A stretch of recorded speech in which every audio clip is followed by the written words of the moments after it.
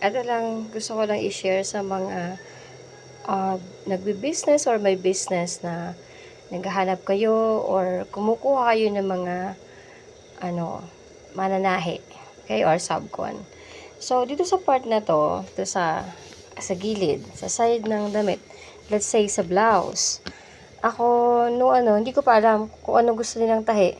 Hinayaan ko lang sila. Pero, we should instruct yung mga papatahian natin or mga sewer or subco na uunahin nila yung overlock dito sa side na to, pag overlock, and then huling gagawin yung pag high speed dito sa kilikili side.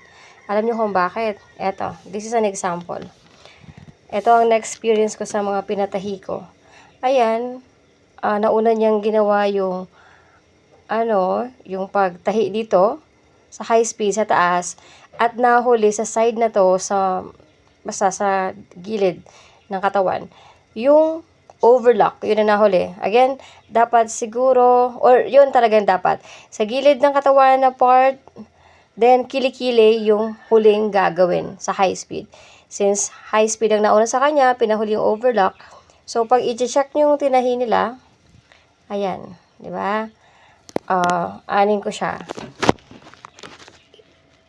Let's say, ihilain ko siyang ganito. Ayan.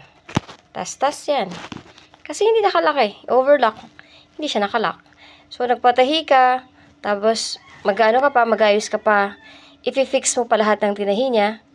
Kasi hindi siya nakalock. Pa tayo. High speed na naman natin to. So, again, maganda. Overlock muna. Then, high speed ang ipapahuli.